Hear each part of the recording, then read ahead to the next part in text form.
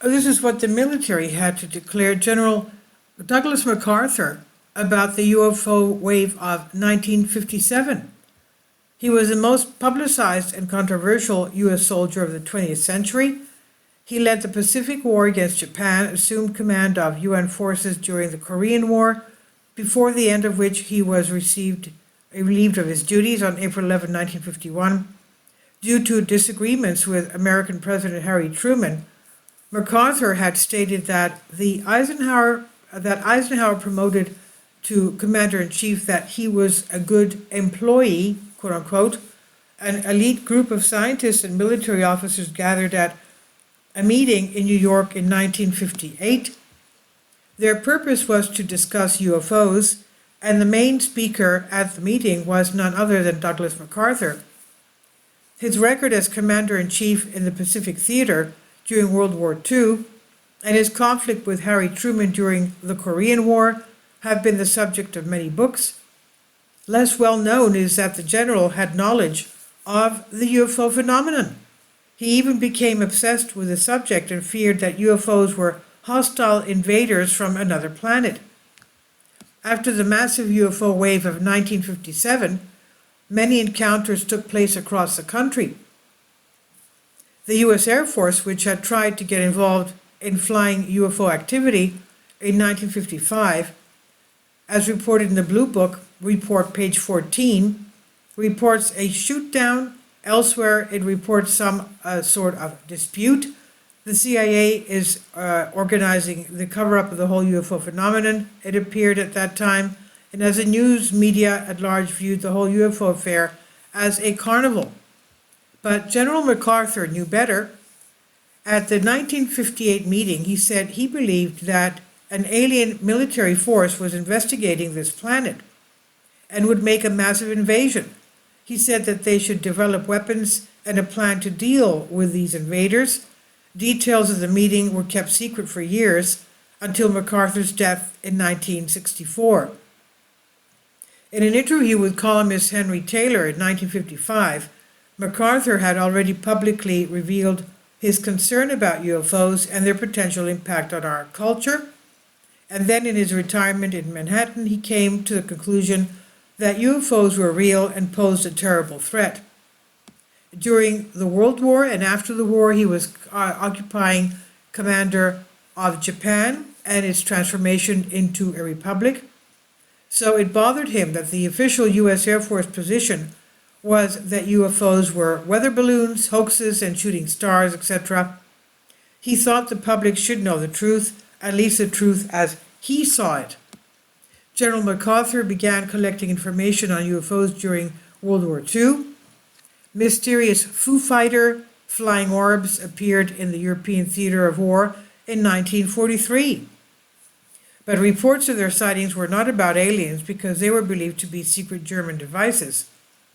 By 1944, the phenomenon was spread to the Pacific. American ships and aircraft saw the objects and even fired at them, with reports such as flying submarines, huge cylindrical objects which came out of the water and flew and were seen by the whole crew of the ships. MacArthur personally received these puzzling reports, believing that they could be connected to some Japanese development. He established a small team of officers and intelligence to collect and study these reports. As the number of reports increased, the team realized that they were dealing with a completely unknown technology. On a few occasions, American radar has detected giant objects larger than any known aircraft over the Pacific. Several military planes that were sent either crashed inexplicably or disappeared. Radio transmissions and radar were often jammed in areas where UFOs were present. By 1945, many officers were convinced, and convinced MacArthur as well, that the mysterious aerial objects were of extraterrestrial origin and that they were hostile. Surprisingly, other unrelated intelligence groups operating in Europe reached a different conclusion. The RAF of the UK, the RAF Foo Fighters inquiry, which was launched by General Massey in 1943, decided that the objects were harmless and likely natural phenomena. The RAF's Director of Intelligence, R.V. Jones, was against the existence of UFOs. American research in Europe was even worse. The reports of the American pilots were never collected and studied, but simply scattered in huge archives. Only General MacArthur and his men in the Pacific had undertaken a systematic investigation of these reports.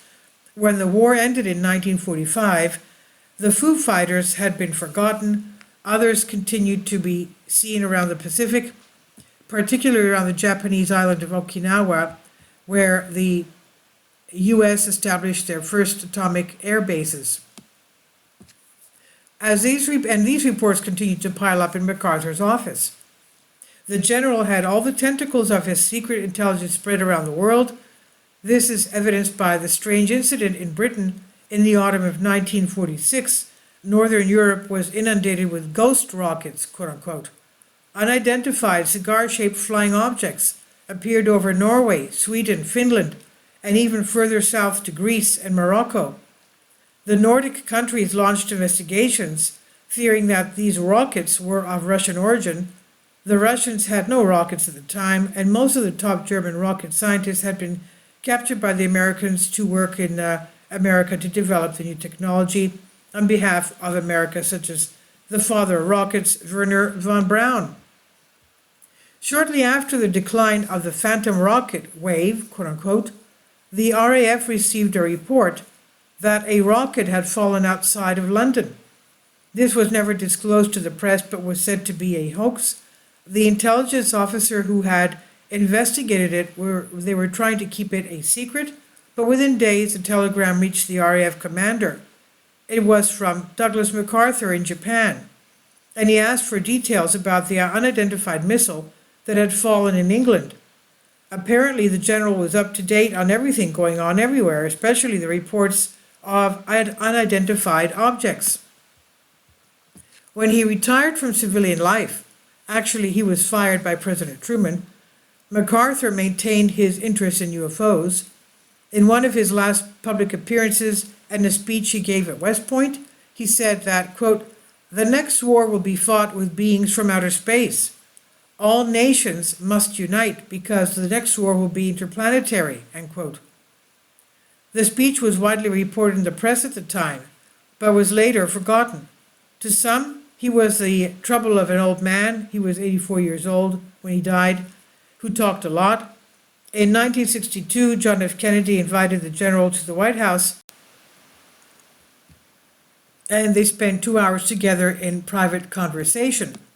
We do not know if UFOs were mentioned in that discussion. Kennedy later said he had talked about Vietnam, and MacArthur had outlined why we should not enter a war in the East.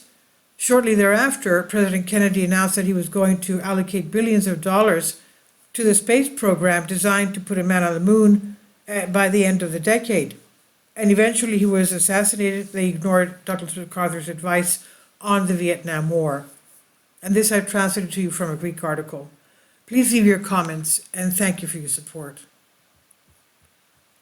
Kindly support my Patreon account. The daily posts are 5 videos daily, and they are totally different from what I have on my YouTube channel.